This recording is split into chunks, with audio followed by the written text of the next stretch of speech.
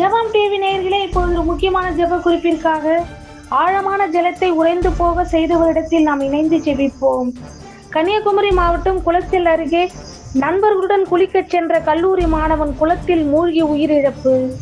சங்கீதம் 50:15 படி, ஆபத்து காலத்தில் என்னை நோக்கி கூப்பிடு, நான் உன்னை விடுவிப்பேன், நீ என்னை மகிமைப்படுத்துவாய் என்ற வார்த்தையின்படி இனி ஆபத்து நேரத்தில் தேவனை நோக்கி பார்த்து ஜீவனை பாதுகாத்துக் கொள்ளவும், தடைகளை மீறி ஆறுகளிலும் ஏரிகளிலும் குளிக்காமல் ஆபத்துகளை உணர்ந்து தங்களை பாதுகாத்துக் கொள்ளவும், நீரில் மூழ்கி உயிரிழந்த குடும்பம் சமாதானம் அடையவும் நாம் பாரத்தோடு ஜெபிப்போம்.